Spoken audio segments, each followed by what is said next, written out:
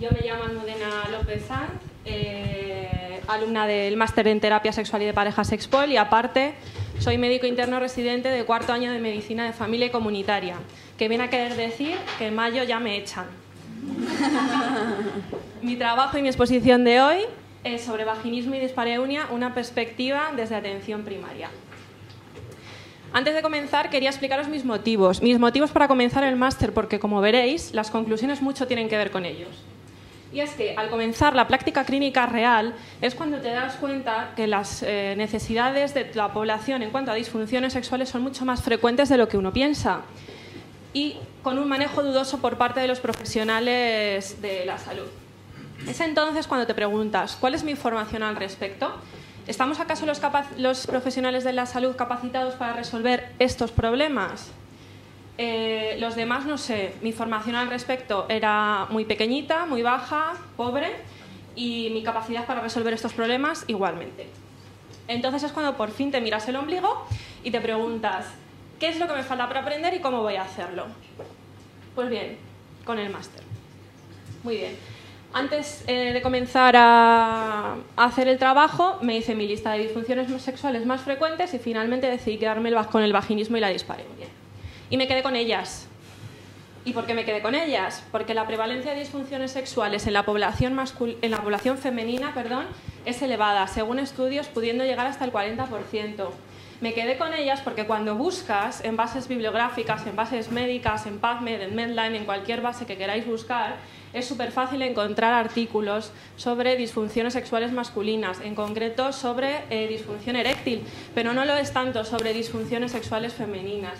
Y me quedé con ellas porque las mujeres presentan problemas sexuales en mayor medida que los hombres, pero no más de un 20% preguntan, ya que, como dicen mis compañeros de medicina de familia que publicaron el año pasado un artículo en una de nuestras revistas, parece que si bien a priori el 90% de nuestras pacientes dicen que sí que lo harían, que sí que irían a su médico a consultar por este tipo de problemas, cerca del 70% de las que ya tienen un problema no van, no lo iban a hacer.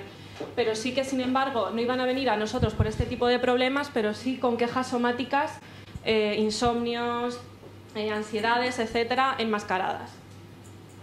¿Por qué el vaginismo y la dispareunia? Porque para mí el vaginismo y la dispareunia aúna las dos partes que más me interesan, la parte psicológica y la parte médica. Entonces, unas pinceladas rápidas sobre estas dos disfunciones. Las prevalencias en ambas son muy variables. Podemos encontrarnos prevalencias en literatura de disfunción de vaginismo entre un 2,5% y un 25%, o sea, una pasada de diferencias. Con la dispareunia las prevalencias son un poquito más justas, pero también son bastante variables. El vaginismo, y leo textualmente, según el Second International Consultation of Sexual Medicine, el DSM-4, como veréis, tiene su propia definición, pero a mí me gusta más esta, por eso es la que os pongo, la primera. Es la dificultad persistente o recurrente de conseguir la entrada en la vagina del pene, con un dedo o de algún objeto, a pesar de los deseos de la mujer de hacerlo y habiendo descartado anomalías físicas. Para nosotros es un problema de salud, porque es un problema para la realización de pruebas citológicas y aparte porque es un problema para las fecundaciones. Tiene una repercusión importante en la autoestima, que también tiene la dispareunia, pero no en tan gran medida. Y es la primera causa de matrimonio no consumado. Pero no todo va a ser negativo. En manos de profesionales de la sexualidad, tiene un excelente pronóstico. Las causas orgánicas son poquitas. El vaginismo, digamos que es la disfunción más psicológica, ¿no? Mientras que la dispareunia es un poquito como más física, más orgánica, más médica. Las causas, como os digo, no superan el 10%. En muchos casos son debidas a que ha habido una dispareunia previa y se genera un vaginismo secundario, pero aunque sean poquitas, conviene que las tengáis en cuenta, ¿vale? Patologías del himen, endometriosis, ovaritis, tumores, carúnculas uretrales, que son tumores benignos que aparecen en la salida de la uretra, sobre todo en la menopausia, estenosis de vagina y hemorroides. Quiero que no os haga raro que cuando veáis en esto y en la dispareunia que hay algunas patologías que no están localizadas específicamente en el introito de la vagina, es decir, en la entrada, sepáis que están porque causan el suficiente dolor como para poder provocar la dispareunia y el vaginismo. En cuanto a las causas psicológicas, diferenciamos las causas predisponentes, las educaciones religiosas estrictas, la falta de información, abusos sexuales, etc., los precipitantes importantes, miedo y dolor, y los mantenedores, el miedo al fracaso, la obligación de resultados, la autosupervisión constante, todo ello aderezado y demás con no sirvo para nada, no podré, soy un desastre. La evaluación diagnóstica para ambas es similar, con una pequeña salvedad que os haré en la dispareunia. Una entrevista clínica, social y sexual buena nos puede hacer ya directamente hacer el diagnóstico diferencial, con preguntas específicas para estas patologías y con una exploración física pélvica que en el caso del vaginismo va a ser muy complicado e imposible debido al intenso dolor de la mujer. El tratamiento de terapia sexual súper rápido, buscamos permitir la penetración, lo hacemos mediante prohibición coital, información, técnicas de relajación, trabajo con músculos pubocoxígeos, los famosos ejercicios de Kegel, que en mi centro de salud se han estado utilizando porque se hizo un trabajo con mujeres con problemas de... Ay, que me salga. Incontinencia urinaria, y que ahora los estoy empezando yo a utilizar los mismos formatos para mujeres con vaginismo y con dispareunia. Conocimiento de la propia anatomía genital, que no deja de ser de una misma forma información, y luego ya los procesos de desensibilización. El tratamiento médico del vaginismo es muy fácil, porque a nivel etiológico, si hay algo médico, se soluciona, ya está. Y a nivel sintomático, al ser una patología mucho más psicológica, digamos, adquiere una relevancia secundaria. Sí que están descritos en la literatura esfinterotomías en casos de vaginismos no respondedores. ¿Y qué es la dispareunia? Y leo también textualmente. Aparición de dolor genital recurrente o persistente, asociado al coito, que produce un malestar o aflicción interpersonal y no es exclusivamente debida a vaginismo o falta de lubricación. No es mejor explicada por otra alteración psíquica y no es debida exclusivamente a los efectos de alguna sustancia o una enfermedad médica general. Las causas de la dispareunia son mucho más orgánicas, tenerlo en cuenta, y aunque afecta a la autoestima, lo hace en menor medida que el vaginismo. Las causas médicas son más importantes, no vamos a leerlas todas, pero quiero exponeroslas. En cuanto a las dispareunias superficiales, vamos a encontrar problemas de lubricación, problemas de infecciones, cándidas, tricomonas, problemas con la sequedad vaginal, síndromes secos, atrofias, secuelas quirúrgicas por episiotomías, interacción de fármacos pocas, pero las hay, lesiones anatómicas, etc. En cuanto a las dispareunias profundas, pues patología del suelo pélvico, todo pero más profundo. Endocervicitis, endometriosis, salpingitis, enfermedades inflamatorias pélvicas, enfermedades como el colon irritable o la colitis ulcerosa, tumores, secuelas posquirúrgicas o un pene excesivamente grande que empuja un útero en retroversión, que ya de por sí sabéis que es más doloroso en muchas mujeres a la hora de tener las menstruaciones. Vale, en la evaluación diagnóstica la única salvedad, que como es un poquito más médico, a lo mejor acordaros de que existen otro tipo de exploraciones complementarias. Existen los cultivos, las colposcopias, las biopsias, las ecos. El tratamiento médico-etiológico pasa por si hay una causa orgánica, solucionar la causa orgánica.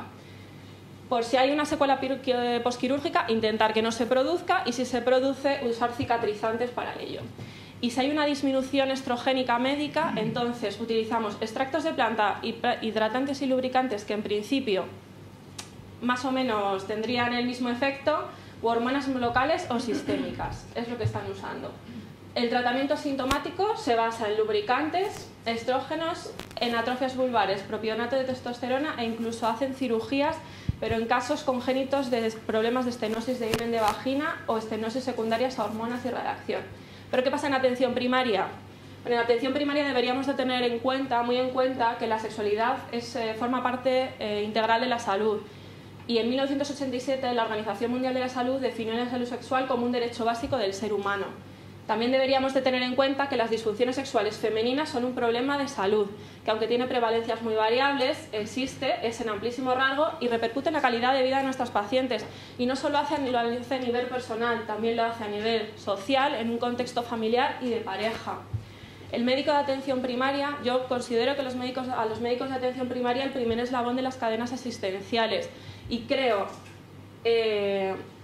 en su lugar estratégico de cara a la prevención y a la detección de los problemas de salud que afectan a nuestra población general. Por eso, hablar de la sexualidad como un aspecto más de la salud nos permitiría detectar problemas en nuestros pacientes. La información sería una clave fundamental para abandonar nuestras viejas estructuras sociales. Y además, según mi punto de vista, la promoción de la salud sexual debe ser un objetivo básico en los profesionales de la salud y más en concreto, además, de los profesionales de atención primaria. Pero ¿qué pasa? Tenemos una realidad, muchos pacientes, poco tiempo, muchos temas por considerar y un esfuerzo diario de renovación de conocimientos que no solo implica esto, sino una serie, un amplísimo rango. No existe formación, además, sabéis, no existe formación en el currículo de la licenciatura de Medicina respecto a los trastornos de la sexualidad, tampoco en el programa de médico interno residente de Medicina de Familia, ya os lo digo. Y bueno, y si bien nosotros salimos de la universidad con muchos problemas, no solo, o sea, tenemos la teoría pero no tenemos la práctica de esto, ni tenemos la teoría ni tenemos la práctica. ¿Con qué contamos? Contamos con textos, con la A mí me gusta, la guía de buena práctica clínica en disfunción sexual para atención primaria, que os la he traído, está ahí. Es una guía supervisada por Francisco Cabello y con varios autores, entre ellos está el presidente de la SENFIC, que es una de las sociedades de medicina de familia. Contamos con sesiones clínicas que damos al personal sanitario, todo para la concienciación. Contamos con estudios, que hay un montón, hay pocos en mujeres, pero bueno, os he traído algunos, por si tenéis curiosidad, que son estudios de medicina en mujeres, ya veréis que, bueno, la mayoría son de prevalencias, pero se podrían hacer estudios por parte del manejo del personal sanitario, de calidad de vida de las mujeres, todo orientado a la concienciación. Grupos de trabajo que ya los está viendo en las sociedades de medicina y familia. Algoritmos diagnósticos y terapéuticos, ¿por qué no? Para facilitar un poco el llegar a la derivación a atención especializada. Y con esto no solo me refiero a los ginecólogos, los urólogos, los psicólogos o los psiquiatras. También me refiero a los terapeutas sexuales, que es muy importante. Talleres por las mujeres, charlas, información y trabajo comunitario en las escuelas, porque la medicina de atención primaria es medicina familiar y comunitaria, que se nos olvida por eso, porque hay poco tiempo, pero es comunitaria. Esto se hace más en las rurales, yo lo he visto más en las rurales. En definitiva, desde mi punto de vista, intentar abrir una nueva puerta al conocimiento y mejorar de esta forma la calidad de vida de nuestros pacientes. Mientras hacía el trabajo yo hice un informe de autorreflexión. No os lo voy a leer entero, pero sí que, si me permitís, os quería leer los dos últimos párrafos. Esto, digamos, que es una cosa más personal y más visceral.